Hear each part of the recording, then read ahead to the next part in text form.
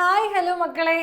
അപ്പോൾ നമ്മുടെ ചാപ്റ്റർ 18 നമ്മുടെ +1 ചാപ്റ്റർ 18 ആയിട്ടുള്ള ന്യൂറൽ കൺട്രോൾ ആൻഡ് കോർഡിനേഷൻ എന്ന് പറയുന്ന ചാപ്റ്ററാണ് നമ്മൾ ഇന്ന് ഡിസ്കസ് ചെയ്യാനായിട്ട് പോകുന്നത്. നമ്മുടെ ബ്രെയിനിനെയും സ്പൈനൽ കോഡിനെയൊക്കെ പറ്റിയിട്ട് നമ്മൾ പഠിക്കുന്ന ചാപ്റ്ററാണിത്. എല്ലാവർക്കും വളരെ ഇൻട്രസ്റ്റിംഗ് ആയിട്ടുള്ള ചാപ്റ്റർ ആയിരിക്കും അല്ലേ. അപ്പോൾ നമുക്ക് തുടങ്ങിയാലോ. വാട്ട് ഈസ് കോർഡിനേഷൻ അല്ലേ. നമുക്ക് എന്താ കോർഡിനേഷൻ എന്ന് പറയുന്നത്? 2 or more ഓർഗൻസ് തമ്മിൽ കോംപ്ലിമെൻ്ററി ഉള്ള ആക്ഷനിലൂടെ ഒരു ഫംഗ്ഷനെ റെഗുലേറ്റ് ചെയ്യുന്നതിനെയാണ് നമ്മൾ കോർഡിനേഷൻ എന്ന് പറയുന്നത്. അപ്പോൾ ഇവിടെ നമുക്കറിയാലേ ഹാർട്ടും അതുപോലെ തന്നെ ലങ്സ്, നമ്മുടെ കിഡ്നി, ഇതെല്ലാം നമ്മുടെ കോർഡിനേറ്റിംഗ് ആയിട്ടുള്ള ഓർഗൻസ് ആണ്. ആൻഡ് നമ്മുടെ ഹ്യൂമൻ നെർവസ് സിസ്റ്റമാണ് അതിനകത്ത് നമ്മൾ പറയുന്നത്. മെയിനായിട്ടും ഹ്യൂമൻ നെർവസ് സിസ്റ്റത്തിനെ നമ്മൾക്ക് എന്തായിട്ട് ഡിവൈഡ് ചെയ്യാം? 2 ആയിട്ട് ഡിവൈഡ് ചെയ്യാം. ആൻഡ് ഫസ്റ്റ് വൺ എന്ന് പറയുന്നത് സെൻട്രൽ നെർവസ് സിസ്റ്റമാണ്. അതിനകത്ത് നമ്മുടെ ബ്രെയിനും സ്പൈനൽ കോഡും വരുന്നത്. ആൻഡ് രണ്ടാമതായിട്ട് വരുന്നതാണ് പെരിഫെറൽ നെർവസ് സിസ്റ്റം. ഈ പെരിഫെറൽ നെർവസ് സിസ്റ്റത്തിനെ വീണ്ടും നമ്മൾ ഡിവൈഡ് ചെയ്തിട്ടുണ്ട്. എന്താണ് പെരിഫറൽ നെർവസ് സിസ്റ്റത്തിൻ്റെ ഡിവിഷൻസ്? സൊമാറ്റിക് നെർവസ് സിസ്റ്റവും അതുപോലെ തന്നെ ഓട്ടോണോമസ് നെർവസ് സിസ്റ്റവുമാണ്. ഇനി ഓട്ടോണോമസ് നെർവസ് സിസ്റ്റത്തിനെ വീണ്ടും നമ്മൾ ഡിവൈഡ് ചെയ്തിട്ടുണ്ട്. എന്തൊക്കെയായിട്ടാണ്? സിമ്പത്തറ്റിക് ആൻഡ് പാരാസിമ്പത്തറ്റിക്, ഇങ്ങനെ നമ്മൾ ഡിവൈഡ് ചെയ്തിട്ടുണ്ട്. അപ്പോൾ ഇങ്ങനെ ഒരു ഫ്ലോ ചാർട്ട് ഉണ്ടാക്കി മക്കൾ പഠിച്ചാൽ നിങ്ങളുടെ മനസ്സിൽ പെട്ടെന്നിരിക്കും. ആൻഡ് നമുക്കറിയാലേ നമ്മുടെ സെൻട്രൽ നെർവസ് സിസ്റ്റം എന്ന് പറയുന്നത് ബ്രെയിനും സ്പൈനൽ കോഡും കൂടെ ചേർന്നിട്ടാണ്. ബാക്കി നെർവുകൾ നമ്മുടെ ബ്രെയിനിലോട്ടും സ്പൈനൽ കോഡിലോട്ടും പോകുന്ന നെർവുകളാണ് നമ്മുടെ പെരിഫറൽ നെർവസ് സിസ്റ്റത്തിൽ വരുന്നത്. അതിൽ സൊമാറ്റിക് നെർവസ് സിസ്റ്റത്തിൽ നോക്കുവാണെങ്കിൽ നമ്മുടെ സ്കെലിറ്റൽ മസിൽസ്, അതായത് നമ്മൾ ചെയ്യുന്ന വോളണ്ടറി ആക്ഷൻസിൻ്റെ നമ്മുടെ ആ ഒരു നെർവ്സ് ആണ് ഇവിടെ വരുന്നത്, സൊമാറ്റിക് നെർവസ് സിസ്റ്റത്തിൽ വരുന്നത്. ആൻഡ് ഓട്ടോണോമസ് നെർവസ് സിസ്റ്റം എന്ന് പറഞ്ഞാൽ എന്താണ്? ഇൻവോളണ്ടറി ആക്ഷൻസിന് അതിന് വേണ്ടിയിട്ടുള്ള നെർവ്സ് ആണ്. ഇൻവോളണ്ടറി ആയിട്ടുള്ള നെർവ്സ് ആണ് അവിടെ വരുന്നത്. അത് തന്നെ 2 ടൈപ്പ് ഉണ്ട്. എന്താണ്? സിമ്പത്തറ്റിക്കും പാരാസിമ്പത്തറ്റിക്കും. അതെന്താണ്? നമ്മുടെ കോംപ്ലിമെൻ്ററി ആക്ഷൻ ആണ് സിമ്പത്തറ്റിക് ആൻഡ് പാരാസിമ്പത്തറ്റിക് എന്ന് പറയുന്നത്. ഓക്കെ, ഇനി ഈ ന്യൂറൽ സിസ്റ്റം എന്ന് പറയുന്നത് ഹൈലി സ്പെഷ്യലൈസ്ഡ് ആയിട്ടുള്ള ന്യൂറോൺസ് കൊണ്ടാണ് ഉണ്ടാക്കിയിരിക്കുന്നത് നമുക്കറിയാം അല്ലേ. അതാണ് എന്ത് ചെയ്യുന്നത്? ഡിഫറെൻറ്റ് സ്റ്റിമുലസ് വരുമ്പം ഇമ്പൾസസിനെ ട്രാൻസ്മിറ്റ് ചെയ്ത് നമ്മുടെ ബ്രെയിനിലോട്ട് എത്തിക്കുന്നത്. അതിലൂടെ വീണ്ടും ഇമ്പൾസസ് വന്നിട്ട് നമ്മുടെ ആ ഒരു റിയാക്ഷൻ ചെയ്യാനും നമ്മളെ ഹെൽപ്പ് ചെയ്യുന്നത് എന്താണ്? ഈ നമ്മുടെ ന്യൂറോൺസ് ആണ്. ഓക്കെ, അപ്പോൾ നമ്മുടെ ഇൻസെക്ട്സിലൊക്കെ നോക്കുകയാണെങ്കിൽ വളരെ നമുക്ക് കാണാൻ പറ്റും, നമ്മളെക്കാളും കുറച്ചും കൂടെ ബേസിക് ആയിട്ടുള്ളതാണ് വരുന്നത്. അതുപോലെ തന്നെ ഇൻവേർട്ടിബ്രേറ്റ്സ് അല്ലെങ്കിൽ ലോവർ ആനിമൽസിൽ എന്താണ് വരുന്നത് നോക്കിക്കോളൂ. ഒരു നെറ്റ്വർക്ക് ഓഫ് ന്യൂറോൺസ് മാത്രമാണ് അവിടെ വരുന്നത്. അപ്പോൾ ഇതിനകത്ത് നമ്മുടെ ഹൈലി നല്ല ഡെവലപ്ഡ് ആയിട്ടുള്ള ന്യൂറൽ സിസ്റ്റം അല്ലെങ്കിൽ നെർവസ് സിസ്റ്റം വരുന്ന എവിടെയാണ്? വെർട്ടിബ്രേറ്റ്സിലാണ്. അതിനകത്ത് ഹ്യൂമൻ വെർട്ടിബ്രേറ്റ്സിൻ്റെ അല്ലെങ്കിൽ ഹ്യൂമൻ നെർവസ് സിസ്റ്റത്തിൽ നമുക്ക് സെൻട്രൽ നെർവസ് സിസ്റ്റം പറഞ്ഞിട്ടുണ്ട്, അതുപോലെ തന്നെ പെരിഫറൽ നെർവസ് സിസ്റ്റം ഉണ്ട്. ഇവിടെ പെരിഫറൽ നെർവസ് സിസ്റ്റത്തിൽ 2 ടൈപ്പ് നെർവ്സ് വരുന്നുണ്ട് കേട്ടോ. അപ്പോൾ എന്താണ് ഈ 2 ടൈപ്പ് നെർവ്സ് നോക്കാം. ഒന്ന് എഫറൻ ഫൈബറും ഒന്ന് എഫറൻ ഫൈബർ അല്ലെങ്കിൽ ഇഫറൻ ഫൈബറും. അപ്പോൾ എഫറൻ ഫൈബർ എന്ന് പറയുന്നത് എന്താണ്? നമ്മുടെ ടിഷ്യൂസിൽ നിന്നും നമ്മുടെ CNSലോട്ട്, അതായത് ബ്രെയിനിലോട്ടും സ്പൈനൽ കോഡിലോട്ടും ടിഷ്യൂവിൽ നിന്നും ട്രാൻസ്മിറ്റ് ചെയ്യുന്ന ഇമ്പൾസസിനെ നമ്മൾ എന്താ വിളിക്കുക? അഫറൻറ്റ് എന്നാണ് നമ്മൾ വിളിക്കുന്നത്. ഇനി ഇഫറൻറ്റ് അല്ലെങ്കിൽ എഫറൻറ്റ് എന്താണ് നമ്മൾ പറയുന്നത്? എന്താ? ഈ CNSൽ നിന്നും നമ്മുടെ തിരിച്ച് ടിഷ്യൂസിലോട്ട് പോകുന്ന ഇമ്പൾസസിനെ നമ്മൾ എഫറൻറ്റ് ഇമ്പൾസസ് അല്ലെങ്കിൽ എഫറൻറ്റ് നെർവ്സ് എന്ന് വിളിക്കുന്നു, അല്ലെങ്കിൽ എഫറൻറ്റ് ഫൈബേഴ്സ് എന്ന് വിളിക്കുന്നു. ഇനി PNSൽ 2 ടൈപ്പ് ഉണ്ടെന്ന് പറഞ്ഞില്ലേ. നമ്മുടെ CNSൽ നിന്നും സ്കെലിറ്റൽ മസിലിലോട്ട് പോകുന്നതാണ് സൊമാറ്റിക് നെർവസ് സിസ്റ്റം. ഈ പേരുകൾ നിങ്ങൾക്ക് മാറിപ്പോരുത്, നിങ്ങൾ റിപ്പീറ്റഡ് ആയിട്ട് ഈ പേരുകൾ പറഞ്ഞ് പഠിക്കണം. ആൻഡ് ഓട്ടോണോമസ് നെർവസ് സിസ്റ്റം എന്ന് പറഞ്ഞാൽ എന്താണ്? ഇൻവോളണ്ടറി ഓർഗൻസിലോട്ട് കൊണ്ടുപോകുന്നതാണ്, ലൈക്ക് സ്മൂത്ത് മസിൽസിലോട്ടൊക്കെ കൊണ്ടുപോകുന്നതാണ്. ആൻഡ് നമുക്ക് അത് തന്നെ 2 ആയിട്ട് ഡിവൈഡ് ചെയ്യാം അല്ലേ. നമ്മുടെ പാരാസിമ്പത്തറ്റിക്കും സിമ്പത്തറ്റിക്കും എന്ന് നമ്മുടെ ഓട്ടോണോമിക് ന്യൂറൽ സിസ്റ്റം ഡിവൈഡ് ചെയ്യുന്നുണ്ട്.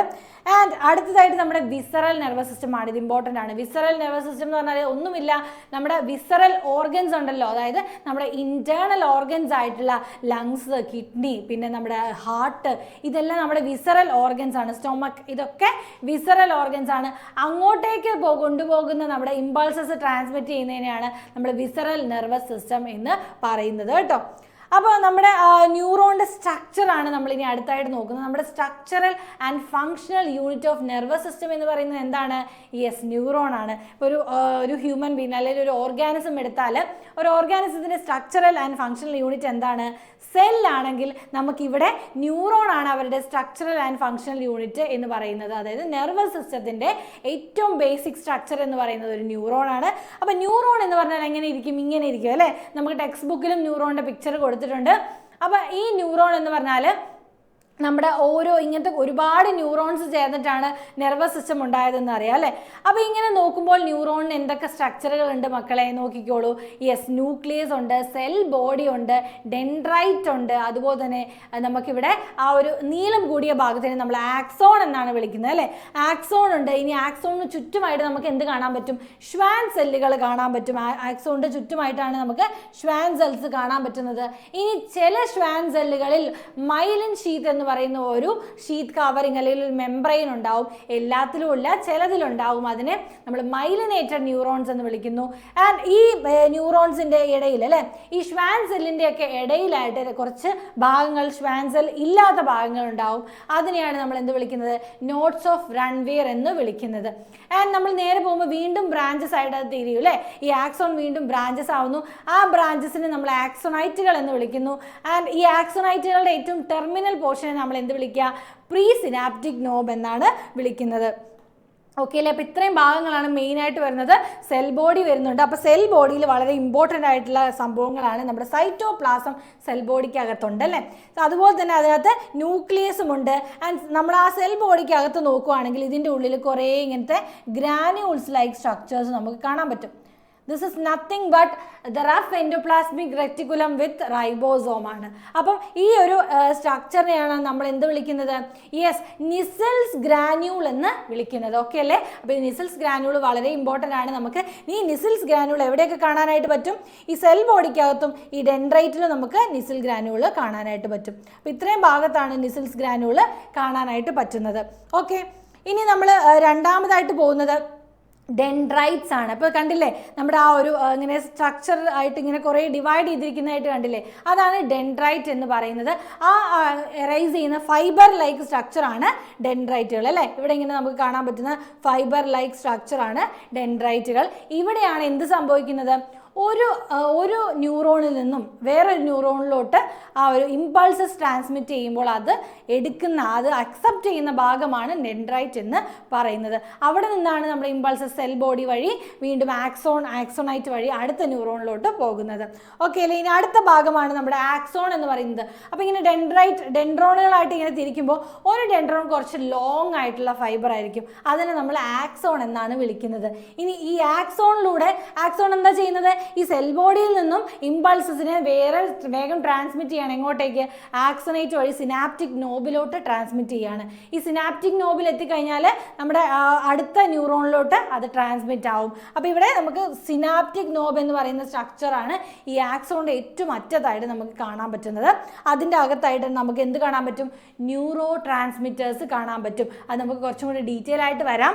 ഇനി നമ്മളൊരു ഈ ഒരു ആക്സോൺ എന്ന് പറയുന്നത് അതിൻ്റെ എൻഡ് ഭാഗം ഒന്നുമില്ലെങ്കിൽ ഒരു ന്യൂറോണുമായിട്ട് കണക്റ്റഡ് ആയിരിക്കും, അതല്ലെങ്കിൽ നമുക്ക് ഏത് മസിൽസുമായിട്ടാണോ നമുക്ക് ആ ഒരു ഇൻഫർമേഷൻ പാസ് ചെയ്യേണ്ടത് ആ ഒരു മസിലുമായിട്ട് കണക്റ്റഡ് ആയിരിക്കും. അങ്ങനെ മസിലുമായിട്ട് കണക്റ്റഡ് ആണെങ്കിൽ നമ്മൾ ആ ഭാഗത്തിന് എന്ത് വിളിക്കും? യെസ്, ന്യൂറോ മസ്കുലാർ ജംഗ്ഷൻ അല്ലെങ്കിൽ മോട്ടോർ എൻഡ് പ്ലേറ്റ് എന്നാണ് വിളിക്കുന്നത്. ഓക്കെ അല്ലേ. അപ്പോൾ നമുക്കറിയാം നമ്മുടെ മസിൽസിലോട്ടാണ് നമ്മുടെ ഇൻഫർമേഷൻസ് പാസ് ചെയ്യുന്നത്. ഏത് മസിലാണെങ്കിലും ഇപ്പോൾ നമ്മളെ സ്കെലിറ്റൽ മസിലിലോട്ടായിരിക്കും അല്ലെങ്കിൽ സ്മൂത്ത് മസിലിലോട്ടായിരിക്കും. അപ്പോൾ ആ മസിൽ ആ ഒരു പ്രവൃത്തി ചെയ്യണമെങ്കിൽ എന്ത് ചെയ്യണം? ഈ ഇൻഫർമേഷൻ ആ മസിലിലോട്ട് എത്തണം. അപ്പോൾ അതിൻ്റെ രണ്ടിൻ്റെയും ഇടയിൽ വരുന്ന ആ ഒരു റീജിയനാണ് ലാസ്റ്റ് ന്യൂറോണും ആ മസിലും ചേരുന്ന ആ ഒരു എൻഡ് റീജിയനെയാണ് നമ്മൾ ന്യൂറോ മസ്കുലർ ജംഗ്ഷൻ എന്ന് വിളിക്കുന്നത്. ഓക്കെ അല്ലേ. ഓക്കെ, ഇനി അടുത്തായിട്ട് നമ്മൾ പോകുന്നത് നെർവ് ഫൈബർ ആണ്. നെർവ് ഫൈബർ എന്ന് പറഞ്ഞാൽ ഇത്രേ ഉള്ളൂ. Axon or dendrite covered with one or more sheet. ഒരു ഷീത്ത് കവറിങ് കൊണ്ട് കവർ ചെയ്തിരിക്കുന്നതിനെയാണ് നമ്മൾ നെർവ് ഫൈബർ എന്ന് വിളിക്കുന്നത് കേട്ടോ. അപ്പോൾ ഈ നെർവ് ഫൈബറിനെ നമുക്ക് രണ്ടായിട്ട് ഡിവൈഡ് ചെയ്യാം. ഒന്ന് ന്യൂറി ലെമ്മയും രണ്ട് മൈലിൻ ഷീത്തും. അതിൽ ന്യൂറി ലെമ്മ എന്ന് പറഞ്ഞാൽ എന്താണ്? ഒരു കവറിങ് അല്ലെങ്കിൽ മെംബ്രെയിൻ എന്നാണ് അതിൻ്റെ അർത്ഥം. അപ്പോൾ ന്യൂറി ലെമ്മ എന്ന് പറഞ്ഞാൽ എന്താണ്? ന്യൂറോൺസിനെ കവർ ചെയ്യുന്നത് എന്നാണ് അർത്ഥം അല്ലേ. അപ്പോൾ അങ്ങനെ ഈച്ച് നെർവ് ഫൈബറിനെ കവർ ചെയ്തുകൊണ്ടുള്ള ഒരു ഷീത്താണ് ന്യൂറി ലെമ്മ എന്ന് പറയുന്നത്. And neurilemma is made up of single layer of cells called Schwann cell. ഇപ്പം നമുക്ക് ഇവിടെ കാണാനായിട്ട് പറ്റും, ഷ്വാൻ സെൽസ് ആണ് ഇവിടെ കാണാൻ പറ്റുന്നത്. അതാണ് നമ്മുടെ ന്യൂറിലെമ്മ എന്ന് പറയുന്നത്. ഇനി ഈ ന്യൂറിലെമ്മ കൂടാതെ തന്നെ നമുക്ക് ചില ന്യൂറോണുകളിൽ മൈലിനേറ്റഡ് ആയിട്ടുള്ള സ്ട്രക്ചർ കാണാൻ പറ്റും. അതായത് ഒരു വൈറ്റിഷ് അപ്പിയറൻസ് ആയിട്ടുള്ള സ്ട്രക്ചർ കാണാൻ പറ്റും. അതിനെയാണ് നമ്മൾ മൈലിൻ ഷീത്ത് എന്ന് പറയുന്നത്. ഓക്കെ, അപ്പോൾ ഈ മൈലിൻ ഷീത്തിന് ഇല്ലാത്ത കുറച്ച് ഭാഗങ്ങൾ ഉണ്ടാവില്ലേ, കുറച്ച് ഗ്യാപ്പുകൾ നമുക്ക് അവിടെ കാണാം. ആ ഗ്യാപ്പിനെ നമ്മൾ വിളിക്കുന്നത് നോട്ട്സ് ഓഫ് റൺവിയർ എന്നിട്ടോ. അപ്പോൾ ഈ നോട്ട്സ് ഓഫ് റൺവിയർ വളരെ ഇമ്പോർട്ടൻ്റ് ആണ്. ആൻഡ് അത് നിങ്ങൾ പ്രത്യേകം നോട്ട് ചെയ്ത് വെക്കണം കേട്ടോ. And based on the presence of and absence of myelin sheath, ഞാൻ പറഞ്ഞു ചിലതിലുണ്ടാവും ചിലതിലുണ്ടാവില്ല എന്ന്. ആൻഡ് അങ്ങനെ മൈലിൻ ഷീത്ത് ഉള്ള ആൾക്കാരെ, അങ്ങനെയുള്ള ന്യൂറോൺസിനെ നമ്മൾ എന്താ വിളിക്കുക? യെസ്, മൈലിനേറ്റഡ് ന്യൂറോൺസ് എന്നും, ഇല്ലാത്തവരെ നോൺ മൈലിനേറ്റഡ് ന്യൂറോൺ അല്ലെങ്കിൽ അൺമൈലിനേറ്റഡ് ന്യൂറോൺ ഒക്കെ എന്നാണ് നമ്മൾ വിളിക്കുന്നത്. ഓക്കെ, ആൻഡ് ഇവിടെ നമുക്ക് മൈലിനേറ്റഡ് നെർവ് ഫൈബേഴ്സ് കാണാം, അൺമൈലിനേറ്റഡ് നെർവ് ഫൈബേഴ്സും പറയുന്നുണ്ട്. And based on A number of axon and dendrites nerves are divided into 3: multipolar, bipolar and unipolar. നമുക്കിവിടെ ഇങ്ങനെ ഒരു സ്ട്രക്ചറാണ് നമ്മൾ ന്യൂറോൺ എന്ന് പറയുമ്പോൾ നമ്മുടെ മനസ്സിലോട്ട് വരുന്നതെങ്കിൽ, ന്യൂറോൺ എന്ന് പറയുന്നത് ഇങ്ങനെ മാത്രമല്ല ഇതിൻ്റെ സ്ട്രക്ചർ. ഇതിപ്പം മൾട്ടിപോളാർ ന്യൂറോണിൻ്റെ സ്ട്രക്ചറാണ് നമ്മൾ ഈ കാണുന്നത്. ഇനി വേറൊരു സ്ട്രക്ചർ ഉണ്ട്, ബൈപോളാർ സ്ട്രക്ചർ. ദെൻ യൂണിപോളാർ എന്ന് പറയുന്ന ഒരു സ്ട്രക്ചറും ഉണ്ട്. അപ്പം ബൈപോളാർ എന്ന് പറയുമ്പോൾ ഇത്രേ ഉള്ളൂ. നമ്മുടെ ബൈപോളാർ എന്ന് പറയുമ്പം ഇവിടെ ഞാൻ വരച്ച് കാണിക്കാം. ഓക്കെ, ഇതിപ്പോൾ സെൽ ബോഡി ആണെന്ന് വിചാരിക്കാം. സെൽ ബോഡി, ഇത് നമ്മുടെ ആക്സോൺ അല്ലേ, ആക്സോൺ ആണ് ഇത് സെൽ ബോഡി. ആൻഡ് ഒരു ഡെൻഡ്രൈറ്റ് മാത്രമുള്ളതിനെയാണ് നമ്മൾ എന്ത് വിളിക്കുക? ബൈപോളാർ എന്ന് വിളിക്കുന്നത്. ഇതൊരു ആക്സോൺ ഒരു ഡെൻഡ്രോൺ, ഒരു ആക്സോണും ഒരു ഡെൻഡ്രോണും ഉള്ളതിനെ നമ്മൾ ബൈപോളാർ എന്നാണ് വിളിക്കുക. ഇതിൽ നിങ്ങൾക്ക് വേറെ ഒന്നും പഠിക്കാനില്ല മക്കളെ. അതെവിടെയാണ് കാണുന്നത് എന്നാണ് നിങ്ങൾക്ക് പഠിക്കാനുള്ളത്. വിച്ച് ഈസ് പ്രസൻറ്റ് ഓൺ അല്ലെങ്കിൽ found on the retina of I. നമ്മുടെ കണ്ണിലല്ലേ, നമ്മുടെ കണ്ണിൻ്റെ റെറ്റിനയിൽ മാത്രമാണ് എന്ത് കാണുന്നത്? ബൈപോളാർ ന്യൂറോൺ കാണുന്നത്. ആൻഡ് അടുത്തതായിട്ട് യൂണിപോളാർ ന്യൂറോൺ. ഇവിടെ എന്താണ്? ഡെൻഡ്രൈറ്റുകൾ ഉണ്ടാവില്ല, വെറുതെ ഈ ഒരു സെൽ ബോഡി, ഇത് സെൽ ബോഡി ആണെങ്കിൽ ഇവിടുന്ന് ആക്സോൺസ് മാത്രമാണ് ഉണ്ടാകുന്നത്. ഓക്കെ അല്ലേ? ആക്സോൺ മാത്രം കാണപ്പെടുന്നതിനെ നമ്മൾ യൂണിപോളാർ എന്ന് വിളിക്കുന്നത്. ആൻഡ് അത് നമുക്ക് എവിടെയാണ് കാണാൻ പറ്റുക? എംബ്രിയോണിക് സ്റ്റേജിൽ മാത്രമാണ് നമുക്കത് കാണാൻ പറ്റുന്നുള്ളൂ. ബാക്കി എല്ലാ സ്ഥലങ്ങളും നമുക്ക് മൾട്ടിപോളാർ ന്യൂറോൺ അല്ലെങ്കിൽ ഈ കാണിച്ചിരിക്കുന്ന ന്യൂറോണിനെയാണ് നമ്മൾ കാണുന്നത്. ഇത് മെയിൻ ആളാണ്. ബാക്കി ന്യൂറോൺസ് മനസ്സിലായല്ലോ. ഇതുകൂടാതെ പിന്നെ സ്യൂഡോ യൂണിപോളാർ എന്ന് പറയുന്ന ഒരു സ്ട്രക്ചറും കൂടി ഉണ്ട് ന്യൂറോണിൻ്റെ. അതെന്ന് പറഞ്ഞാൽ ഒന്നുമില്ല, നമ്മുടെ ആ ഒരു സ്യൂഡോ എന്ന് പറയുമ്പോൾ രണ്ട് സ്ട്രക്ചർ പോലെ, അതായത് രണ്ടെണ്ണം പോലെ ഇരിക്കും, പക്ഷേ യഥാർത്ഥത്തിൽ അതിന് ഒരു എൻഡ് മാത്രമേ ഉണ്ടാവുള്ളൂ. അങ്ങനെയാണ് കേട്ടോ. ഇനി അടുത്തതായിട്ട് വരുന്നത് നമ്മുടെ generation and conduction of nerve impulse ആണ്. ഇത് വളരെ വളരെ വളരെ ഇമ്പോർട്ടൻ്റ് ആണ്. അപ്പോൾ ഈ നെർവ് ഇമ്പൾസ് എങ്ങനെയാണ് ട്രാൻസ്മിറ്റ് ചെയ്യുന്നത്? നമുക്കറിയാം, നമ്മൾക്ക് എന്തെങ്കിലും ടച്ചോ പെയിനോ അല്ലെങ്കിൽ പ്രഷറോ എന്തെങ്കിലും സ്റ്റിമുലസ് കിട്ടിയാൽ അത് ഉടനെ നമ്മുടെ ബ്രെയിനിൽ അതിൻ്റെ ബന്ധപ്പെട്ടിട്ടുള്ള ഭാഗത്ത് എത്തണം അല്ലേ. അവിടെ നിന്ന് എത്തിയാൽ മാത്രമാണ് അത് നമ്മൾ തിരിച്ചറിയുള്ളൂ. അതായത് നമുക്കിങ്ങനെ ഒരു സാധനം, ഇങ്ങനെ ഒരു പ്രഷർ കിട്ടുന്നു, അല്ലെങ്കിൽ ഒരു പെയിൻ വരുന്നു, അല്ലെങ്കിൽ എന്തെങ്കിലും ഒരു കോൾഡോ ഹീറ്റോ എന്തായെങ്കിലും നമുക്കത് കിട്ടുന്നു എന്ന് നമ്മൾ അനുഭവിച്ചറിയുന്നത് നമ്മുടെ ബ്രെയിനിലെത്തുമ്പോഴാണ്. അങ്ങനെ ബ്രെയിനിലോട്ട് കണ്ടക്ട് ചെയ്യുന്നു. അതുപോലെ തന്നെ തിരിച്ച് ഇത് ബ്രെയിൻ എങ്ങോട്ട് കൊടുക്കുന്നുണ്ട്? തിരിച്ച് ആ ഇമ്പൾസസ് നമ്മുടെ തിരിച്ച് ആ ടിഷ്യൂവിലേക്കാണെങ്കിൽ ആ ടിഷ്യൂവിലേക്കോ അല്ലെങ്കിൽ ആ ഓർഗനിലോട്ട് കൊടുക്കുന്നുണ്ട്. അപ്പോൾ അങ്ങനെയാണ് ഈ ജനറേഷൻ ഓഫ് നെർവ് ഇമ്പൾസ് നടക്കുന്നത്. ആൻഡ് നമുക്ക് ഇതിൻ്റെ കുറച്ച് ഇൻ ഡെപ്തിലോട്ട് പോകുമ്പോൾ ഇത് 3 ഇതായിട്ടാണ് നമുക്ക് കൊടുത്തിട്ടുള്ളത്, 3 സ്റ്റെപ്സ് ആയിട്ടാണ് ഇത് നടക്കുന്നത്. One is resting membrane potential അല്ലെങ്കിൽ പോളറൈസ്ഡ് സ്റ്റേറ്റ് എന്ന് നമുക്ക് പറയാം.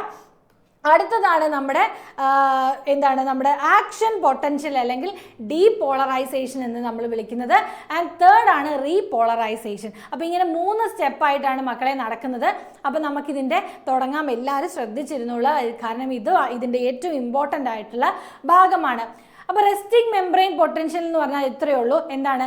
നമ്മളെല്ലാവരും ഇങ്ങനെ പ്രത്യേകിച്ച് റെസ്റ്റ് എടുക്കുന്ന സമയത്ത് അല്ലെങ്കിൽ വെറുതെ ഇരിക്കുന്ന സമയത്ത് ഒരു ന്യൂറോൺസ് അല്ലെങ്കിൽ ഒരു നെർവ്സിനും പ്രത്യേകിച്ച് സ്റ്റിമുലസ് ഒന്നും കിട്ടാതിരിക്കുന്ന സമയം, ആ സമയത്തിനെയാണ് നമ്മൾ റെസ്റ്റിംഗ് മെംബ്രെയിൻ പൊട്ടൻഷ്യൽ എന്ന് പറയുന്നത്. ഓക്കെ അല്ലേ? അങ്ങനെ റെസ്റ്റ് എടുത്തുകൊണ്ടിരിക്കുകയാണ് നമ്മുടെ ന്യൂറോൺ. പെട്ടെന്ന് എന്ത് ചെയ്തു, ഒരു പ്രഷർ കിട്ടി, അല്ലെങ്കിൽ ഒരു പെയിനോ എന്തെങ്കിലും ഒരു ഭാഗത്ത് നമുക്ക് കിട്ടി. ഇപ്പോൾ ഈ ഒരു കൈയുടെ ഈ ഭാഗത്ത് നമുക്ക് ആരെങ്കിലും പിടിച്ച് പിച്ചുവോ നുള്ളുവോ മാന്തുവോ അല്ലെങ്കിൽ ഒന്ന് തോണ്ടുവോ ഒക്കെ ചെയ്തു എന്ന് വിചാരിക്കുക. ഓക്കെ, അപ്പോൾ ഇവൻ തോണ്ടി എന്നുള്ളത് നമുക്ക് നമ്മുടെ ബ്രെയിൻ സെല്ലിനെ അറിയിക്കണം. അപ്പോൾ അങ്ങനെയുള്ള സമയത്ത് എന്തൊക്കെ ചേഞ്ചസ് ആണ് നമുക്കിവിടെ വരുന്നതെന്ന് നോക്കാം. അതിന് വേണ്ടിയിട്ട് നമുക്ക് ജസ്റ്റ് അതൊന്ന് വരയ്ക്കാം അല്ലേ. ഓക്കെ, ഇങ്ങനെ ഞാൻ വരയ്ക്കുന്നു. ഇതാണ് മക്കളെ നമ്മുടെ ആക്സോൺ. ഇത് ആക്സോണിലൂടെ പോകുന്നത് കാര്യമാണ് നമ്മൾ പറയുന്നത്. ഇതാണ് ആക്സോൺ എങ്കിൽ നമുക്കറിയാം ആക്സോൺ ഇങ്ങനെ ഇരിക്കുന്നല്ലേ. ഓക്കെ, ആക്സോൺ ഇങ്ങനെ ഇരിക്കുന്നുണ്ട്. ഇനി ആക്സോണിൻ്റെ അകം എപ്പോഴും, ആക്സോണിൻ്റെ അകത്തെ നമ്മൾ വിളിക്കുന്ന പേരാണ് എന്ത്, ആക്സോപ്ലാസം എന്നുള്ളത്. Okay, axoplasm, yes, axoplasm. And ആക്സോണിൻ്റെ ഈ ഒരു പുറമെയുള്ള മെംബ്രെയിൻ നമ്മൾ വിളിക്കും ആക്സോലെമ്മ. ഇത്രയും മക്കളുടെ മനസ്സിലിരിക്കണം. ആക്സോപ്ലാസവും ഉണ്ട്, ആക്സോലെമ്മയും ഉണ്ട് അല്ലേ. അപ്പോൾ നമുക്ക് ആക്സോപ്ലാസത്തിൻ്റെ ഉള്ളിലുള്ള കാര്യം പറയാം. ഇത് എപ്പോഴും നെഗറ്റീവ് ചാർജുള്ള അയോൺസ് ആണ് നമ്മുടെ ആക്സോപ്ലാസത്തിൻ്റെ അകത്ത് കാണുന്നത്. ഓക്കെ, ഇനി ഇതിൻ്റെ പുറത്ത്, അതായത് ആക്സോണിൻ്റെ പുറത്ത് നമുക്ക് എപ്പോഴും പോസിറ്റീവായിട്ടുള്ള അയോൺസ് ആണ് കൂടുതൽ കാണാനായിട്ട് പറ്റുന്നത്. അപ്പോൾ ഇതിൻ്റെ റീസൺ എന്താണെന്ന് വെച്ചിട്ടുണ്ടെങ്കിൽ അത് നമുക്ക് തൊട്ട് താഴെ വരയ്ക്കാം. ഇതിൻ്റെ റീസൺ എന്താണെന്ന് വെച്ചാൽ ഇവിടെ എന്തുണ്ട്, ഇത് നമ്മുടെ മെംബ്രെയിൻ ആണല്ലോ, ഇത് മെംബ്രെയിൻ ആണ്. ഈ മെംബ്രെയിൻ കുറച്ചും കൂടെ ഇൻ ഡീറ്റെയിൽ ആയിട്ട് ഞാൻ വരയ്ക്കാം. ഓക്കെ, അപ്പോൾ ഈ മെംബ്രെയിൻ വരയ്ക്കുമ്പോൾ ഇങ്ങനെ നമ്മുടെ മെംബ്രെയിൻ ഇതെന്താണ്, നമ്മുടെ ഫ്ലൂയിഡ് മൊസൈക്ക് മോഡലാണ് കേട്ടോ. ഫ്ലൂയിഡ് മൊസൈക്ക് മോഡലുള്ള മെംബ്രെയിൻ ആണ് ഇങ്ങനെ വരയ്ക്കുന്നത്.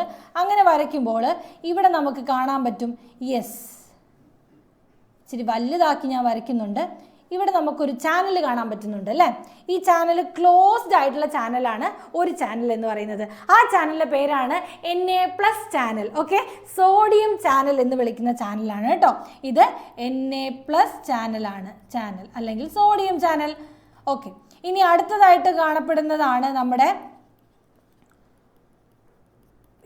അടുത്തതായിട്ട് കാണപ്പെടുന്നതാണ് നമ്മുടെ പൊട്ടാസ്യം ചാനൽ. ഓക്കെ, അപ്പോൾ ഇതാണ് പൊട്ടാസ്യം ചാനൽ എങ്കിൽ ഈ പൊട്ടാസ്യം ചാനലിൻ്റെ പ്രത്യേകത ഇത് ഓപ്പൺ ആണ് കേട്ടോ മക്കളെ.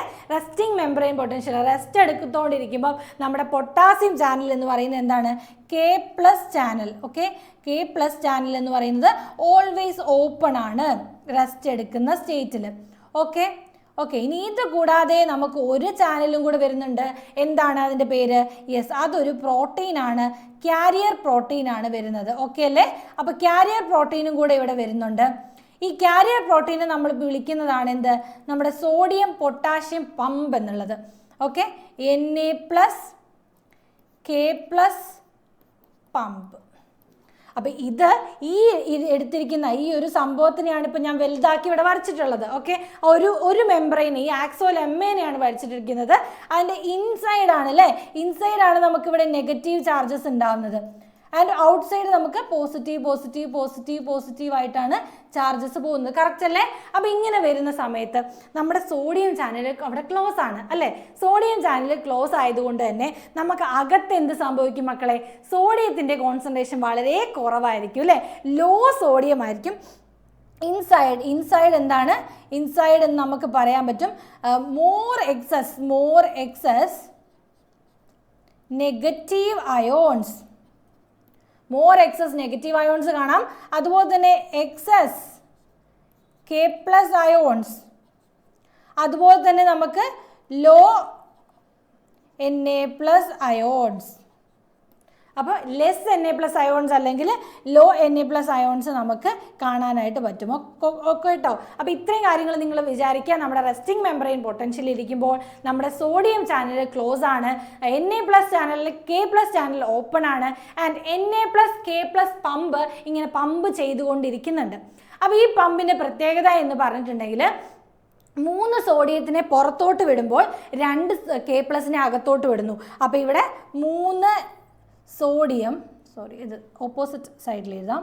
ഓക്കെ, ഇങ്ങോട്ടേക്ക് വരുന്നത് 2 K+ ആണെങ്കിൽ തിരിച്ച് ഇറങ്ങിപ്പോകുന്ന എത്രയാണ്, 3 സോഡിയമാണ് കേട്ടോ. 3 സോഡിയം പുറത്തോട്ട് പോകുന്നു ആൻഡ് 2 K+ അകത്തോട്ട് വിടുന്നു. അപ്പോൾ നിങ്ങളൊന്ന് ആലോചിച്ച് നോക്കിയേ, ഇതിൻ്റെ അകത്തുള്ള കോൺസെൻട്രേഷൻ എന്ന് പറയുന്നത് നമ്മുടെ സോഡിയത്തിൻ്റെ കോൺസെൻട്രേഷൻ എന്ന് പറയുന്നത് കുറവാണ്. എന്നിട്ടും ഇവരെന്താ ചെയ്യുന്നത്? 3 സോഡിയത്തിനെ പിടിച്ച് പുറത്തോട്ട് ഇടുക, നമ്മുടെ കൂടുതലുള്ള K+ അകത്തോട്ട് ഇടുക. അപ്പോൾ ഇങ്ങനെ സംഭവിക്കുമ്പം ഇതെങ്ങനെയാണ് നടക്കുന്നത്? ലോ കോൺസെൻട്രേഷനിൽ നിന്നും ഹൈ കോൺസെൻട്രേഷനിലോട്ടാണ് നമ്മുടെ സോഡിയം ഇങ്ങനെ മൂവ് ചെയ്തുകൊണ്ടിരിക്കുന്നത്. അതൊരു ആക്റ്റീവ് പ്രോസസ്സ് അല്ലേ? പാസീവ് പ്രോസസ്സ് അല്ല. പാസീവ് പ്രോസസ്സ് എന്ന് പറഞ്ഞാൽ എന്താണ്? ഹൈ കോൺസെൻട്രേഷനിൽ നിന്നും ലോ കോൺസെൻട്രേഷനിലോട്ട് വരുന്നതാണ് പാസീവ് പ്രോസസ്സ്. പക്ഷെ ഇവിടെ നടക്കുന്നത് എന്താണ് മക്കളെ? ആക്റ്റീവ് പ്രോസസ്സാണ്. അതാണ് ആര് ചെയ്യുന്നത്? ഈ കാരിയർ പ്രോട്ടീൻ ആയിട്ടുള്ള Na+K+ പമ്പ് ചെയ്തുകൊണ്ടിരിക്കുന്നത്. അപ്പം ഈ പൊട്ടൻഷ്യലിനെ നമ്മൾ എന്ത് വിളിക്കും? നമ്മൾ എന്താണ് ഈ പൊട്ടൻഷ്യലിനെ വിളിക്കുന്ന പേര്? യെസ്, RMP അല്ലെങ്കിൽ റെസ്റ്റിംഗ് മെംബ്രെയിൻ പൊട്ടൻഷ്യൽ എന്നാണ് വിളിക്കുന്നത്. ഇതിനകത്തെ നമ്മുടെ അകത്തെ ചാർജ് എന്ന് പറയുന്നത് -70 mV ആണ് ഇവിടുത്തെ ചാർജ് എന്ന് പറയുന്നത്. കാരണം എന്താ? നെഗറ്റീവ് അയോൺസ് ആണ് ഇവിടെ കൂടുതൽ, പോസിറ്റീവ് അയോൺസ് എല്ലാം പുറത്ത് നിൽക്കുക, പുറത്ത് മൊത്തം പോസിറ്റീവാണ്. അപ്പോൾ ഇങ്ങനെ ഇരിക്കുന്ന സമയത്ത് നമ്മൾ അടുത്തതായിട്ട് വരയ്ക്കാൻ പോകുന്നത് ഈ നമ്മുടെ ഒരു ഭാഗത്ത്, ഓക്കെ, ഒരു ഭാഗത്ത് നമുക്ക് പ്രഷർ കിട്ടുകയാണ് കേട്ടോ. നമുക്കൊരു ഭാഗത്ത് പ്രഷർ കിട്ടുമ്പോൾ, ഇപ്പോൾ ഫോർ എക്സാമ്പിൾ ഈ ഒരു ഭാഗത്ത് നമുക്ക് പ്രഷർ കിട്ടിയെന്ന് വിചാരിക്കുക. വീണ്ടും ഞാൻ ഇങ്ങനെ തന്നെ വരച്ചു. അപ്പോൾ ഈ ഒരു ഭാഗത്താണ് നമുക്ക് ആ പ്രഷർ ഇൻസേർട്ട് ചെയ്തതെങ്കിൽ ഈ ഭാഗത്ത് എന്ത് ചെയ്യുമെന്ന് അറിയാമോ? ആ സോഡിയം ചാനൽ അങ്ങോട്ട് ഓപ്പൺ ആവും. ഓക്കെ, ആ ഒരു പ്രഷറോ അല്ലെങ്കിൽ എന്തെങ്കിലും ഒരു ഭക്ഷണം കഴിക്കുമ്പോൾ ടേസ്റ്റ് കിട്ടുകയാണ്. അപ്പോൾ ആ ഒരു ഭാഗത്തെ സോഡിയം ചാനൽ അങ്ങോട്ട് പെട്ടെന്ന് ഓപ്പൺ ആവുകയാണ്. അപ്പോൾ നമുക്കറിയാം പുറത്ത് നിറയെ സോഡിയം ചാനലാണ്, സോഡിയം അയൺസ് ഇങ്ങനെ നിറഞ്ഞു നിൽക്കുകയാണ്. അതെല്ലാം കൂടെ അകത്തോട്ട് ഇരച്ച് കയറാൻ തുടങ്ങും അല്ലേ? അങ്ങനെ അകത്തോട്ട് ഇരച്ച് കയറുമ്പം ഈ ഭാഗത്തുള്ളവരെല്ലാം പോസിറ്റീവ് ചാർജ് ആവില്ലേ? ഈ ഭാഗത്തുള്ള എല്ലാവരും പോസിറ്റീവ് ചാർജ് ആവും, ബാക്കിയുള്ളത് നെഗറ്റീവ് ചാർജ്. അപ്പോൾ ഇങ്ങനെ കയറിക്കൊണ്ടിരിക്കുകയാണ് പോസിറ്റീവ് ചാർജ്. അപ്പോൾ ഇവിടെ നേരെ എന്ത് സംഭവിക്കുന്ന അറിയാമോ? തിരികെ ബാക്കിയുള്ള ഭാഗങ്ങളെല്ലാം പുറമേയുള്ള ആ പ്രഷർ കിട്ടിയ ഭാഗത്തെല്ലാം നെഗറ്റീവ് ചാർജ് ആവും, അകത്ത് ഭാഗത്തെല്ലാം പോസിറ്റീവ് ചാർജ് ആവും. ക്ലിയർ അല്ലേ?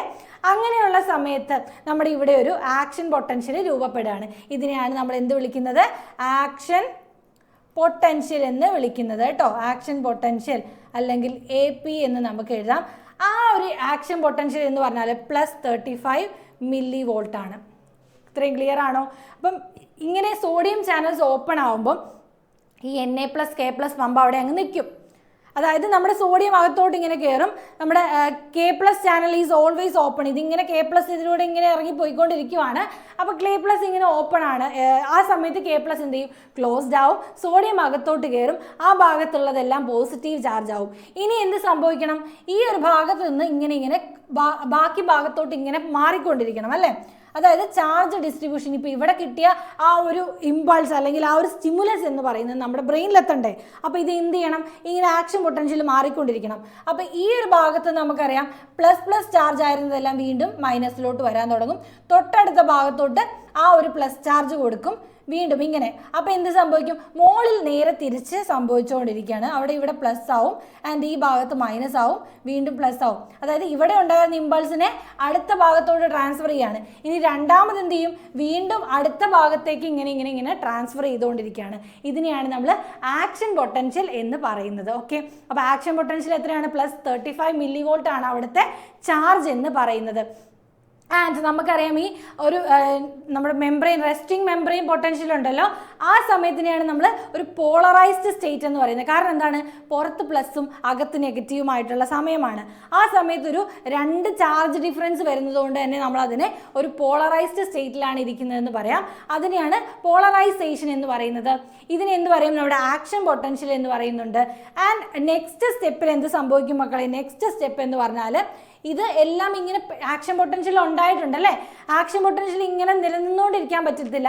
ഇതെല്ലാം പഴയ പോലെ ആയിക്കൊണ്ടിരിക്കണം. അതായത് നമ്മുടെ ആ ഒരു റെസ്റ്റിംഗ് മെംബ്രെയിൻ പൊട്ടൻഷ്യലിലോട്ട് തിരിച്ചു വരണം. അതായത് ഇങ്ങനെ നമ്മുടെ ആ ഒരു എല്ലാം ഈ നമ്മുടെ Na+ ചാനൽ ഇങ്ങനെ ഓപ്പൺ ആണല്ലോ, Na+ എല്ലാം അകത്തോട്ട് കയറി ഇനിയിപ്പോൾ പുറത്തെയും അകത്തെയും കോൺസെൻട്രേഷൻ എല്ലാം ഏകദേശം ഓക്കെ ആയി ഒരുപോലെ ആയി വരുമ്പോൾ എന്ത് സംഭവിക്കും? നമ്മുടെ Na+ ചാനൽ വീണ്ടും ക്ലോസ് ആവും.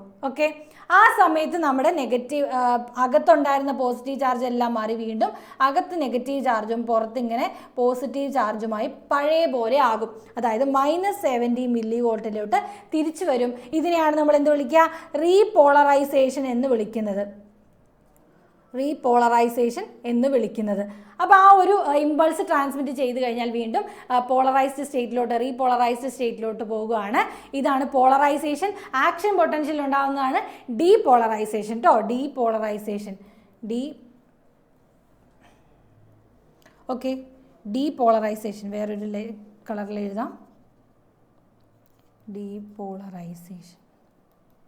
അപ്പോൾ ഇതിലെ 3 പ്രധാനപ്പെട്ട ഭാഗങ്ങൾ എന്തൊക്കെയാണ്? ഇത് പോളറൈസേഷൻ ആണ്, ഡീപോളറൈസേഷൻ നടക്കുന്നു, ദെൻ റീപോളറൈസേഷൻ നടക്കുന്നുണ്ട്, റീപോളറൈസേഷനും നടക്കുന്നുണ്ട്. ഈ 3 സംഭവങ്ങൾ നിങ്ങൾക്ക് കൃത്യമായിട്ട് മനസ്സിലായല്ലോ.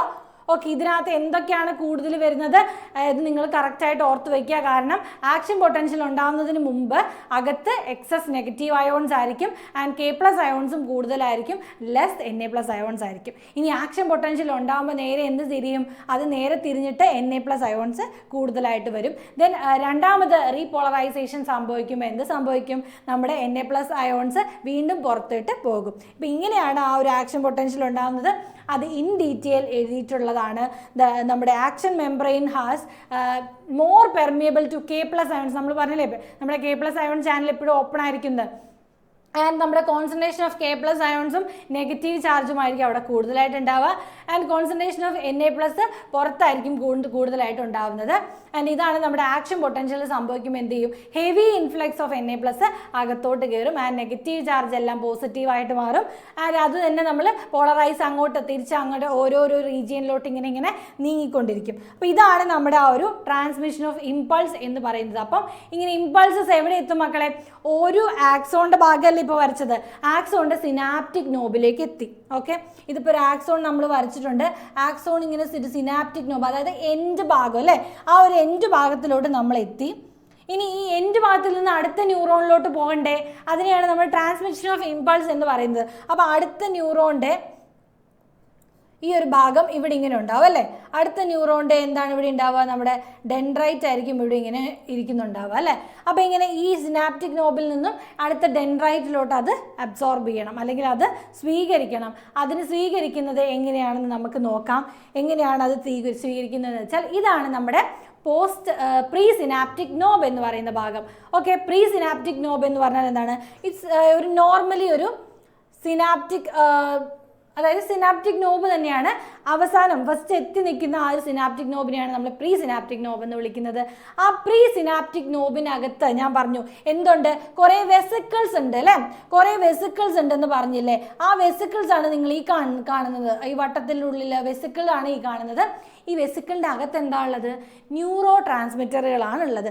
ഈ അകത്തിരിക്കുന്ന യെല്ലോ കളറിലുള്ള ആ ഉണ്ട സാധനങ്ങളാണ് നമ്മുടെ ന്യൂറോ ട്രാൻസ്മിറ്റേഴ്സ് എന്ന് പറയുന്നത്. അപ്പോൾ നമുക്കിവിടെ ഇലക്ട്രിക്കൽ ഇമ്പൾസ് ഇപ്പോൾ ഇവിടം വരെ എത്തിയിട്ടോ. ഇപ്പോൾ ഇവിടെ എത്തി, സിനാപ്റ്റിക് നോബ് വരെ ഇമ്പൾസ് ഇങ്ങനെ എത്തിയിട്ടുണ്ട്. അപ്പോൾ ഈ ഇമ്പൾസ് എത്തുമ്പോൾ എന്ത് സംഭവിക്കും? ആ ഒരു ഇലക്ട്രിക് ഇമ്പൾസ് എത്തുമ്പോൾ ഇതിങ്ങനെ പൊട്ടും. ഈ സംഭവങ്ങൾ പൊട്ടുന്ന കണ്ടിട്ടില്ലേ? ഇവിടെ ഇങ്ങനെ പൊട്ടുന്ന കാണുന്നില്ലേ? അപ്പോൾ ഇങ്ങനെ പൊട്ടിയിട്ട് അതിനുള്ളിലുള്ള നമ്മുടെ ആസറ്റൈൽ കോളൈനോ അല്ലെങ്കിൽ ഏതാണോ ന്യൂറോ ട്രാൻസ്മിറ്റർ എക്സാമ്പിളാണ് ആസറ്റൈൽ കോളൈൻ എന്ന് പറയുന്നത് കേട്ടോ. മെയിനായിട്ട് ആസറ്റൈൽ കോളൈൻ ഇതാണ് മെയിനായിട്ടുള്ള ഒരു ന്യൂറോ ട്രാൻസ്മിറ്റർ. അതുകൂടാതെ നമുക്ക് ഡോപ്പമിൻ എന്ന് പറയുന്ന ഒരു ന്യൂറോ ട്രാൻസ്മിറ്റർ ഉണ്ട്. ഡോപ്പമിൻ കൂടാതെ നമുക്ക് എന്തുണ്ട്? അഡ്രിനാലിൻ ഉണ്ട് അല്ലേ. അഡ്രിനാലിൻ അല്ലെങ്കിൽ എപ്പിനെഫ്രിൻ എന്ന് പറയും. എപ്പിനെഫ്രിൻ. ഓക്കെ, എപ്പിനെഫ്രിൻ ഉണ്ട്. ദെൻ അതുകൂടാതെ പാബ ഗ്യാബ എന്നൊക്കെ പറയുന്ന കുറേ ന്യൂറോ ട്രാൻസ്മിറ്റേഴ്സ് ഉണ്ട്. അപ്പോൾ ഇതിനകത്ത് മെയിനായിട്ടും അസറ്റൈൽ കോളൈൻ ആണ് വരുന്നത്. അപ്പോൾ ഈ അസറ്റൈൽ കോളൈൻ എന്ന് പറയുന്നതിൻ്റെ അകത്ത് ഇങ്ങനെ പുറത്തോട്ട് വരുമ്പോൾ എന്ത് സംഭവിക്കും? പുറത്തു പോയിട്ട് എന്ത് ചെയ്യും? അവിടെ ഒരു സിനാപ്റ്റിക് ക്ലെഫ്റ്റ് ഉണ്ട് മക്കളെ. അതായത് ഇതാണ് ഒരു ഇതെന്ന് വിചാരിക്കുക. അതായത് ഇതാണ് നമ്മുടെ സിനാപ്റ്റിക് നോബെങ്കിൽ ഇത് അടുത്ത സിനാപ്സ് ആട്ടോ. ഇത് അടുത്തൊരു ഭാഗമാണ്, അതായത് അക്സെപ്റ്റ് ചെയ്യാൻ നിൽക്കുന്ന 2 ഭാഗങ്ങളാണ്. അപ്പോൾ ഇതിനകത്ത് നമുക്കറിയാം ഇത് സിനാപ്റ്റിക് നോബിൽ നിന്ന് ഇങ്ങനെ ന്യൂറോൺസിൻ്റെ ഇവിടം വരെ ഇമ്പൾസസ് എത്തിക്കഴിഞ്ഞാൽ ഇവിടെ നിന്ന് എന്ത് സംഭവിക്കും? ഇവിടെ നിന്ന് നമ്മുടെ അസറ്റൈൽ കോളൈൻ റിലീസ് ആവും അല്ലേ. ഇതിൻ്റെ ഉള്ളിലുണ്ടായിരുന്ന അസറ്റൈൽ കോളൈൻ റിലീസ് ആവും. ഈ റിലീസ് ആവുന്ന നേരെ ഇവിടെ പോയി ഹിറ്റ് ചെയ്യും കേട്ടോ. അപ്പോൾ ഇവിടെ ഹിറ്റ് ചെയ്യുമ്പോൾ വീണ്ടും ഇവിടെ എന്ത് ചെയ്യും? ഒരു ആക്ഷൻ പൊട്ടൻഷ്യൽ രൂപപ്പെടും.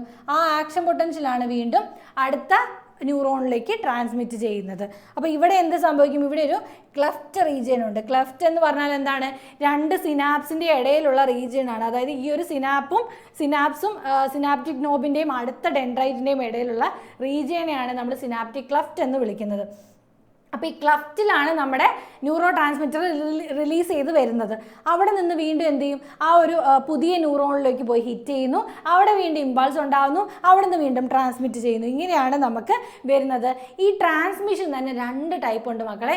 ഒന്ന് നമ്മുടെ ഇലക്ട്രിക്കൽ സിനാപ്സിസും രണ്ട് കെമിക്കൽ സിനാപ്സിസും. അപ്പോൾ നമുക്കറിയാം ഈ അസറ്റൈൽ കോളൈൻ ഉണ്ടായില്ലേ, അതിനെയാണ് നമ്മൾ കെമിക്കൽ സിനാപ്സിസ് എന്ന് പറയുന്നത്. അപ്പോൾ കെമിക്കൽ സിനാപ്സിസ് എന്ന് പറയുമ്പോൾ എന്താണ്?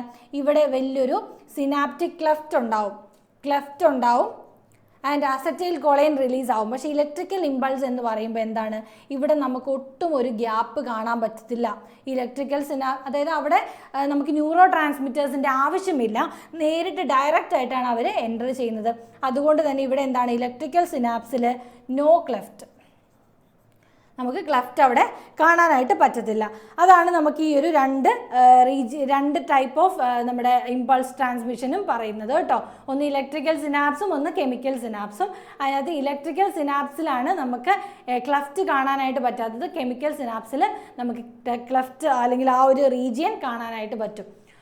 ഓക്കെ, ഇനി അടുത്തായിട്ട് നമ്മുടെ സെൻട്രൽ ന്യൂറൽ സിസ്റ്റം അല്ലെങ്കിൽ സെൻട്രൽ നെർവസ് സിസ്റ്റമാണ്. രണ്ട് പാർട്ടായിട്ടാണുള്ളത്. എന്താണ്? നമ്മുടെ ബ്രെയിനും സ്പൈനൽ കോഡുമാണ്. അപ്പോൾ ബ്രെയിൻ എന്ന് പറഞ്ഞാൽ അല്ലേ നമുക്കറിയാലോ എല്ലാം കൺട്രോൾ ചെയ്യുന്ന ഒരു ഭാഗമാണ് നമ്മുടെ ബ്രെയിൻ എന്ന് പറയുന്നത്. then അടുത്തത് നമ്മുടെ സ്പൈനൽ കോഡാണ്.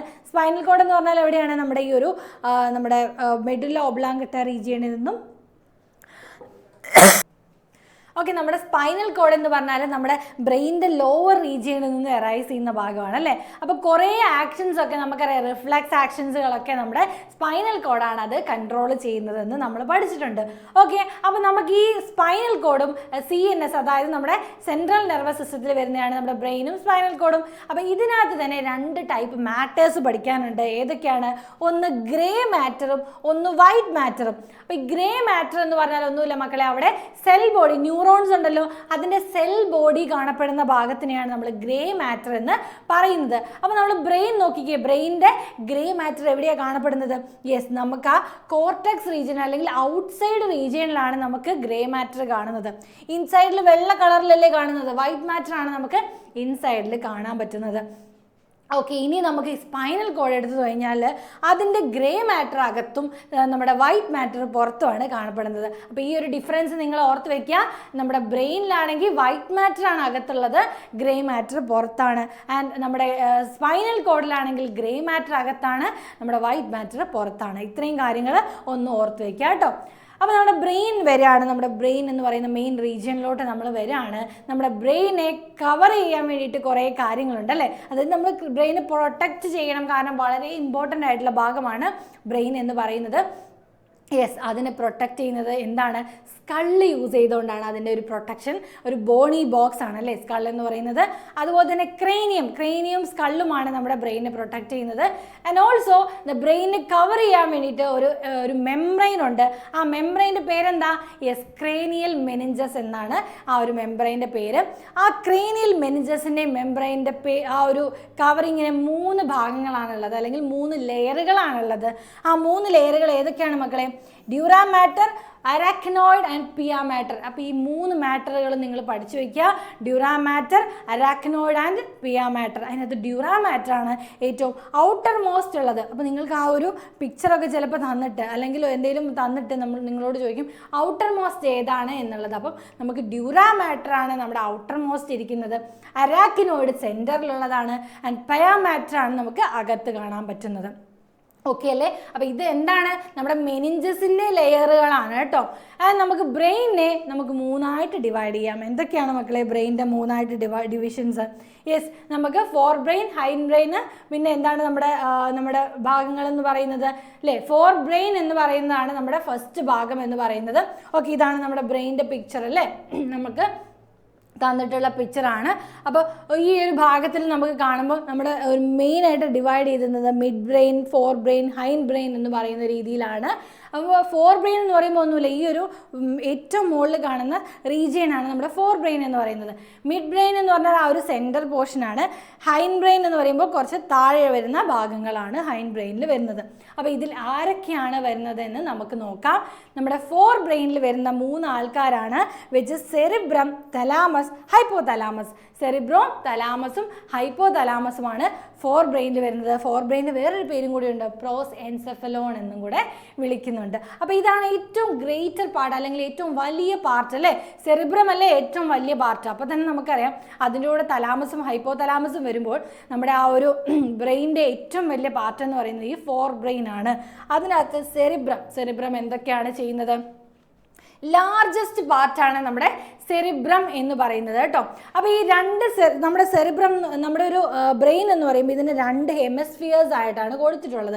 2 ഹെമിസ്ഫിയറുകളുണ്ട്. അതായത് അതിനെ 2 ഭാഗങ്ങളെ തമ്മിൽ കണക്ട് ചെയ്യുന്ന ഒരു ഭാഗമുണ്ട്, അല്ലെങ്കിൽ ഒരു ഫൈബർ ഉണ്ട്. ആ ഫൈബറിൻ്റെ പേരാണ് കോർപ്പസ് കലോസം. ഇത് വളരെ ഇമ്പോർട്ടൻ്റ് ആണ്, നിങ്ങൾക്ക് 1 വേർഡൊക്കെ ചോദിക്കാനുള്ള ചാൻസ് ഉണ്ട്. കോർപ്പസ് കലോസമാണ് 2 ഭാഗങ്ങളെയും 2 ഹെമിസ്ഫിയേഴ്സിനെയും തമ്മിൽ കണക്ട് ചെയ്തിരിക്കുന്നത്.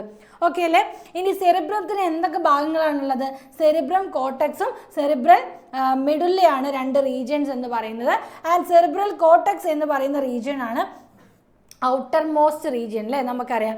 ആൻഡ് അതിൻ്റെ കളർ എന്താ? യെസ്, ഗ്രേ കളറാണ്. അതായത് ഗ്രേ മാറ്ററാണ് ഔട്ടർ റീജിയനിൽ ഉള്ളത്. അതായത് നമ്മുടെ ന്യൂറോണിൻ്റെ സെൽ ബോഡീസ് ആണ് അവിടെ കൂടുതലായിട്ട് കാണപ്പെടുന്നത്. ആൻഡ് അവിടെ തന്നെ 3 ഏരിയകളുണ്ട്. ഒന്ന് motor area, sensory area, association area. അപ്പോൾ ഇങ്ങനെ 3 ഏരിയകൾ ചേർന്നിട്ടാണ് നമ്മുടെ ബ്രെയിനിൻ്റെ ആ ഒരു സെറിബ്രത്തിൻ്റെ ഏറ്റവും ഔട്ടർ പോർഷൻ ഇരിക്കുന്നത്. അപ്പോൾ ഇതിനകത്ത് മോട്ടർ ഏരിയ എന്ന് പറഞ്ഞാൽ എന്താണ്? നമുക്കറിയാം ഇൻവോളണ്ടറി ആക്ഷൻസ്, അതായത് നമ്മൾ ഓടുന്നത്, ചാടുന്നത്, കഴിക്കുന്നത്, അങ്ങനെയുള്ള ആക്ഷൻസിനും എല്ലാം കൺട്രോൾ ചെയ്യുന്നതാണ് ഈ ഇൻവോളണ്ടറി ആക്ഷൻ എന്ന് പറയുന്നത്. അപ്പോൾ ഈ മോട്ടർ ഏരിയ ആണ് അതിനെ കൺട്രോൾ ചെയ്യുന്നത്. ഇനി സെൻസറി ഏരിയാസ് ഉണ്ട്. സെൻസറി ഏരിയാസ് എന്ന് പറഞ്ഞാൽ എന്താണ്? സ്മെല്ല്, ടേസ്റ്റ്, പിന്നെ നമ്മൾ കാണുന്നത്, ഇതെല്ലാം അല്ലേ. Vision, hearing, smell, taste, touch, ഇതെല്ലാം എന്താണ്? സെൻസറി ഏരിയ ആണ്. അപ്പോൾ ഇതിനെ ഇമ്പൾസസ് വരുന്നതൊക്കെ എവിടെയാണ്? ഈ ഒരു സെൻസറി ഏരിയയിലോട്ടാണ്. ദെൻ അടുത്തതായിട്ട് നമുക്ക് അസോസിയേഷൻ ഏരിയ ഉണ്ട്. അവിടെ എന്തൊക്കെയാണ് നടക്കുന്നത്? യെസ്, മെമ്മറി, ഇൻ്റലിജൻറ്റ്, ജഡ്ജ്മെൻറ്റ്, ഇൻഡൻ സെൻസറി ആക്ഷൻസ് ഒക്കെ, അസോസിയേഷൻസ് ഒക്കെ നടക്കുന്നത് ഈ അസോസിയേഷൻ ഏരിയ. നമുക്ക് ഓർമ്മ, ബുദ്ധി, നമ്മുടെ ഇൻ്റലിജൻസും അതുപോലെ ക്രിയേറ്റിവിറ്റിയും ഇതൊക്കെ ഈ അസോസിയേഷൻ ഏരിയയിൽ വരുന്നതാണ്. ഇതൊക്കെ എവിടെ വരുന്നതാണ്? സെറിബ്രൽ കോർട്ടെക്സിൽ വരുന്നതാണ് കേട്ടോ. അതായത് നമ്മുടെ ഗ്രേ മാറ്ററിനകത്ത്. ഇനി നമ്മുടെ സെറിബ്രൽ മെഡുല്ലയാണ്, അതായത് കുറച്ച് അകത്തുള്ള നമ്മുടെ വൈറ്റ് മാറ്ററിനകത്ത് വരുന്നതാണ്. ഡീപ്പർ പാർട്ടാണ്. അവിടെ നമുക്ക് മൈലിനേറ്റഡ് ഷീറ്റുകൾ ചേർന്ന ആക്സോൺ ഭാഗങ്ങളാണ് കാണാൻ പറ്റുന്നത്. ആൻഡ് ഇവിടെ നമുക്കൊരു വൈറ്റിഷ് കളറിലാണ് കാണപ്പെടുന്നത്. അവിടെ നമുക്ക് വരുന്ന ഭാഗങ്ങളാണ് നമ്മുടെ ഒരു വൈറ്റ് മാറ്റർ എന്ന് പറയുന്ന ഭാഗങ്ങളൊക്കെ അവിടെയാണ് വരുന്നത്. അപ്പോൾ ഇത്രയാണ് നമ്മുടെ സെറിബ്രത്തിൻ്റെ നമ്മൾ ഡിവൈഡ് ചെയ്തിരിക്കുന്നത്. അതായത് സെറിബ്രൽ കോർട്ടെക്സും മെഡുല്ലയും. അതിനകത്ത് നമ്മുടെ സെറിബ്രൽ കോർട്ടെക്സിൽ വരുന്ന റീജിയൻസ്, ഈ റീജിയൻസ്, ആ ഏരിയാസ് വളരെ ഇമ്പോർട്ടൻ്റ് ആണ്. അടുത്തതായിട്ട് വരുന്നത് നമ്മുടെ തലാമസ് എന്ന് പറയുന്ന റീജിയൻ ആണ്. തലാമസ് എന്ന് പറയുന്നത് എന്താണ്? നമ്മുടെ ആ ഒരു സെറിബ്രത്തിൻ്റെ അടുത്തായിട്ട് കാണപ്പെടുന്ന റീജിയൻ ആണ്. നിങ്ങൾക്ക് ഒന്നും കൂടെ പിക്ചർ കാണിക്കാം. അപ്പോൾ അതിനകത്ത് തലാമസ് അല്ലേ, നമ്മുടെ തലാമസ് എന്ന് പറയുന്ന റീജിയൻ എവിടെയാണ്? ഇവിടെയാണ് ഇരിക്കുന്നത് അല്ലേ. ഇത് ഈ കാണുന്നതാണ് തലാമസ് എന്ന് പറയുന്ന റീജിയൻ. ഓക്കെ അല്ലേ? ഓക്കെ, ഇനി അടുത്തതായിട്ട് നമ്മൾ പോകുന്നത് ഹൈപ്പോ തലാമസിലോട്ടാണ്. ഹൈപ്പോ തലാമസ് എന്ന് പറയുന്നത് എന്താണ്? ഡൈഎൻസെഫാലോണിൻ്റെ ഒരു ഫ്ലോർ ആയിട്ടാണ് നമ്മുടെ ഹൈപ്പോ തലാമസ് ആക്ട് ചെയ്യുന്നത്. ആൻഡ് ഓൾസോ നമ്മുടെ ഹങ്കർ, നമ്മുടെ ബോഡി ടെമ്പറേച്ചർ, ഇതെല്ലാം മെയിൻറ്റെയിൻ ചെയ്യുന്ന ആരാണ്? ഹൈപ്പോ തലാമസ് ആണ് കേട്ടോ. ആൻഡ് ന്യൂറോ സെക്രീറ്ററി സെൽസ്, നമ്മുടെ ഹൈപ്പോ തലാമസ് ഒരു ഗ്ലാൻഡുമായിട്ടാണ് ആക്ട് ചെയ്യുന്നത്. നമുക്കറിയാം ADH, ഓക്സിറ്റോസിൻ എന്ന് പറയുന്ന നമ്മുടെ വാസോപ്രസിനും ഓക്സിറ്റോസിനും ഒക്കെ സെക്രീറ്റ് ചെയ്യുന്നത് ആരാണ്? ഹൈപ്പോ തലാമസ് ആണ് അത് സെക്രീറ്റ് ചെയ്യുന്നത്. ഇനി ഇതിൽ വളരെ ഇമ്പോർട്ടൻ്റ് ആയിട്ടുള്ള സംഭവമാണ് ലിംബിക് ലോബ് എന്ന് പറയുന്നത് കേട്ടോ. അപ്പോൾ ലിംബിക് ലോബ് എന്ന് പറഞ്ഞാൽ എന്താണ്? അവിടെ വരുന്നത് 2 ഭാഗങ്ങളാണ്. ഒന്ന് അമിഗ്ഡാലയും ഹിപ്പോ ക്യാമ്പസും. അപ്പോൾ ഇവിടെയാണ് എന്ത് ചെയ്യുന്നതെന്ന് അറിയാമോ? നമ്മുടെ regulation of sexual behaviour, expression of emotions, reactions ഒക്കെ. അതായത് നമ്മൾ വളരെയധികം ദേഷ്യപ്പെടുക, നമ്മുടെ ഫിയർ, പിന്നെ വളരെ ഡേഞ്ചർ ആയിട്ടുള്ള സിറ്റുവേഷൻസിൽ നമ്മൾ വളരെ ഫിയർ ആയിട്ടിരിക്കുമല്ലേ, അതുപോലെ തന്നെ ഭയങ്കരമായി നമ്മൾ ആരോടെങ്കിലും ദേഷ്യപ്പെടുന്നത്, നമ്മുടെ എക്സ്ട്രീം പ്ലഷറൊക്കെ നമ്മൾ എവിടെയാണ് കൺട്രോൾ ചെയ്യുന്നത്? ഈ ലിംബിക് ലോബിലാണ്, അല്ലെങ്കിൽ ലിംബിക് സിസ്റ്റത്തിലാണ്. ഇവിടെ വരുന്ന രണ്ട് സ്ട്രക്ചേഴ്സ് ആണ് നമ്മുടെ അമിഗ്ഡാല ആൻഡ് ഹിപ്പോക്യാമ്പസ് എന്ന് പറയുന്നത്, which is very very important. And അടുത്തായിട്ട് നമ്മൾ പോകുന്നത് ഫോർ ബ്രെയിൻ കഴിഞ്ഞു അല്ലേ. ഫോർ ബ്രെയിനിൽ നമ്മുടെ സെറിബ്രം, അതുപോലെ തന്നെ നമ്മുടെ തലാമസ്, ഹൈപ്പോതലാമസ്, ഇത്രയും കാര്യങ്ങളായിരുന്നു വന്നത്. ആൻഡ് മിഡ് ബ്രെയിൻ എന്ന് പറയുമ്പോൾ മിഡ് ബ്രെയിനിൽ വരുന്നത് ആ ഒരു മിഡ് റീജിയനിലല്ലേ സെറിബ്രൽ അക്വഡക്റ്റ് ആണ്. അതായത് ഒരു കനാൽ പോലത്തെ സ്ട്രക്ചറാണ് നമ്മുടെ സെറിബ്രൽ അക്വഡക്റ്റ് എന്ന് പറയുന്നത്. മിഡ് ബ്രെയിനിലൂടെ പാസ് ചെയ്യുന്ന ആ ഒരു ഭാഗമാണ്. ആൻഡ് ഓൾസോ നമുക്ക് അവിടെ ഒരു 4 ലോബ്സ് ഉള്ള ഒരു സ്ട്രക്ചർ കാണാം, വിച്ച് ഇസ് കോൾഡ് കോർപോറ ക്വാഡ്രിജെമിന എന്ന് പറയുന്ന സ്ട്രക്ചർ നമുക്ക് അവിടെ കാണാനായിട്ട് പറ്റും. അപ്പോൾ ഇത് രണ്ടുമാണ് മിഡ് ബ്രെയിനിൽ മെയിൻ ആയിട്ട് വരുന്നത് കേട്ടോ മക്കളെ, നമ്മുടെ സെറിബ്രൽ അക്വഡക്റ്റും അതുപോലെ കോർപോറ ക്വാഡ്രിജെമിന എന്ന് പറയുന്ന ആ ഒരു സ്ട്രക്ചറും, 4 ലോബ്ഡ് ആയിട്ടുള്ള സ്ട്രക്ചറും. ഇനി അടുത്തായിട്ട് വരുന്നതാണ് ഹിൻഡ് ബ്രെയിൻ എന്ന് പറയുന്ന റീജിയൻ. ഹിൻഡ് ബ്രെയിനിൽ ആരൊക്കെയാണ് വരുന്നതെന്ന് നോക്കിയോളൂ, പോൺസ്, സെറിബെല്ലം ആൻഡ് മെഡുല്ല. അപ്പോൾ ഇത്രയും ഭാഗങ്ങളാണ് നമ്മുടെ ഹിൻഡ് ബ്രെയിനിൽ വരുന്നത്. അതിനകത്ത് പോൺസ് എന്ന് പറയുന്ന റീജിയൻ നമ്മുടെ റിലേയിങ് റീജിയൻ ആണ്, അതായത് ഇൻഫർമേഷനൊക്കെ പാസ് ചെയ്യുന്ന റീജിയനാണ്. അപ്പോൾ നമ്മൾ ഉറങ്ങുന്ന സമയത്ത് നമുക്ക് എല്ലാ ഇൻഫർമേഷനും നമ്മുടെ ബ്രെയിനിലോട്ട് പാസ് ചെയ്യത്തില്ല. അപ്പോൾ ചില ഇൻഫർമേഷനുകൾ മാത്രമാണ് പാസ് ചെയ്യുന്നത്. അതൊക്കെ ചെയ്യുന്നത് നമ്മുടെ പോൺസ് വെറോളി എന്ന് പറയുന്ന ആ ഒരു ഭാഗമാണ്. അത് ബ്രിഡ്ജ് ആയിട്ടാണ് നമ്മുടെ ബ്രെയിനിൽ ആക്ട് ചെയ്യുന്നത്. അടുത്ത ഭാഗമാണ് സെറിബെല്ലം എന്ന് പറയുന്നത്. സെറിബെല്ലം എന്ന് പറഞ്ഞാൽ സെക്കൻഡ് ലാർജസ്റ്റ് ഭാഗമാണ് കേട്ടോ, സെക്കൻഡ് ലാർജസ്റ്റ് ആയിട്ടുള്ള വലിയ പാർട്ടാണ്. അപ്പോൾ നമ്മുടെ സെറിബ്രം കഴിഞ്ഞാൽ നേരെ തൊട്ട് താഴെ വരുന്നതാണ് സെറിബെല്ലം എന്ന് പറയുന്നത്. അതായത് നമ്മുടെ ആ ഒരു ലാർജ് സൈസിൻ്റെ കാര്യത്തിലാണ് പറയുന്നത്. ആൻഡ് കൺവല്യൂട്ടഡ് ആയിട്ടുള്ള സൈസാണ്. നമുക്കറിയാം നമ്മുടെ സെറിബ്രത്തിലും കുറേ കൺവല്യൂഷൻസ് ഉണ്ട്, അതുപോലെ തന്നെ കൺവല്യൂട്ടഡ് ആയിട്ടുള്ള ഒരു സർഫസ് ആണ്, അതായത് ചുക്കി ചുളുങ്ങി കിടക്കുന്ന അങ്ങനത്തെ ഒരു ടൈപ്പ് സ്ട്രക്ചറാണ് സെറിബെല്ലം എന്ന് പറയുന്നത്. നോക്കിക്കോ സെറിബെല്ലം ഇരിക്കുന്നത്. ഓക്കെ, ഇവിടെ നമുക്ക് സെറിബെല്ലം അല്ലേ, സെറിബെല്ലം കാണാൻ പറ്റും. ഈ ഭാഗമാണ് നമ്മുടെ സെറിബെല്ലം എന്ന് പറയുന്നത്. ഈ ഒരു ഇരിക്കുന്ന ഒരു ഭാഗമാണ് സെറിബെല്ലം.